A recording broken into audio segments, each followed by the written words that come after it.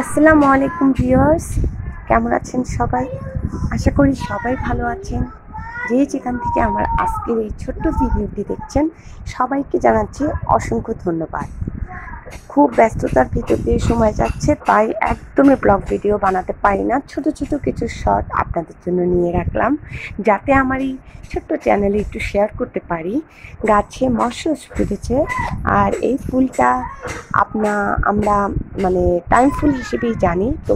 তবে এই ফুলটা বারান্দায় সবারই কম বেশি আছে। সৌন্দর্যের একটা প্রতীকী হচ্ছে ফুল, আর এই ফুল দিয়েই আমার সকালটা শুরু হয়েছে আলহামদুলিল্লাহ। তারপর চটপট একটু নাস্তা বানিয়ে নিলাম। তো আজকে আমি বানালাম সকালবেলা, আমার ফ্রোজেন রুটি ছিল, সেটা করলাম, আর বাচ্চার জন্য এই প্যানকেকটা করে দিলাম। দেখা যাচ্ছে অনেক সময় আমরা পরোটা রুটি খেয়ে নেই, কিন্তু ছোট মানুষ ও খাবার নিয়ে বেশ একটু ঝামেলা করে, তো ওকে আমি চটপট এই প্যানকেকটা করে দেই। আর এই প্যানকেকের রেসিপি আমার চ্যানেলে অনেক আগে থেকেই আছে, আর আপনারা সবাই অবশ্য জানেন। আর এই প্যানকেকটা আমি ডিম ছাড়াই করেছি। আজকে আমার এই প্যানকেকের ফ্লেভারটা ছিল কাস্টার্ড, মানে একটু কাস্টার্ড পাউডার দিয়েছি আমি এসেন্সের বদলে। তো প্যানকেকটা রেডি করে বাচ্চাকে একটু খাইয়ে নিলাম। তো খাওয়ার আগে একটু ডেকোরেশন করলাম, একটু চকলেট দিয়ে দিলাম উপরে, আর একটু চেরি।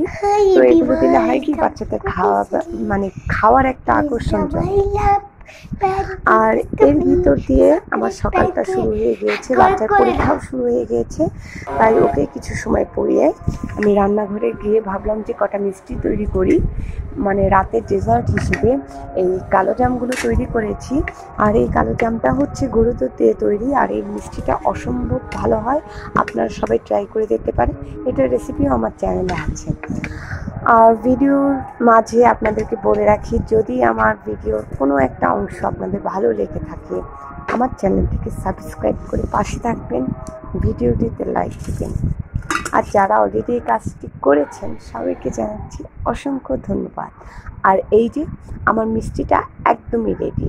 এখন আমি এটাকে শিরাতে রেখে দিব, তারপর যখন ঠান্ডা হবে তখন সার্ভ করে খেয়ে নিব। আর চলে আসলাম রান্নাঘরে। আজকে আমি 2 ধরনের মাছ রান্না করব। প্রথমে আমি পাবদা মাছটা কড়া করে ভাজি করব। আজকে পাবদা মাছটাতে আমি কোনো তরকারি দিব না, জাস্ট হলুদের গুঁড়া, মরিচের গুঁড়া, জিরার গুঁড়া আর সামান্য লবণ দিয়ে মাছটাকে একদম কড়া করে ভেজে নিব। মাঝে মাঝে হয় কি, আমার মাছ তরকারি দিয়ে খেতে ভালো লাগে না, ঝোল খেতে ভালো লাগে না, আমি এভাবে কড়াভাবে ভেজে নেই। আর এই মাছটা খেতে আমার অনেক বেশি ভালো লাগে। আর বাইরের ওয়েদারটাও হালকা মেঘ, হালকা বৃষ্টি, তো এরকম মাছ ভাজা খেতে বেশ জমে যায়। আর একটু কলমি শাক ভাজি করে নিলাম। লাস্টে শাকটাকে ফোড়ন দিয়ে যেটা করে না, ওইটাই ভাজি করলাম। রসুন কুচি, পেঁয়াজ কুচি, তারপর শুকনো মরিচ কুচি, কাঁচা মরিচ কুচি দিয়ে ফোড়ন করে নিলাম। আর সন্ধ্যাবেলা একটা পাউন্ড কেক তৈরি করলাম, মানে একটা ডিম দিয়ে তৈরি করেছি, 2টো ছোট ছোট পাউন্ড কেক তৈরি হয়েছে। আর কেকটা আমি ব্লেন্ডারে বিট করেছি। বিটার মেশিন দিয়ে করতে ভালো লাগতেছিল না, তো ভাবলাম যে একটু ব্লেন্ডারে কেকটা করে নেই, খেতে ভালো লাগবে। আর করেছিলাম একটু চটপটি, হঠাৎই ডালটা ফ্রিজে ভিজানো ছিল, তো ভাবলাম একটু চটপটি করে নেই। তো আমার আজকের ব্লগটি এই পর্যন্তই। সবাই ভালো থাকবেন। আল্লাহ হাফেজ।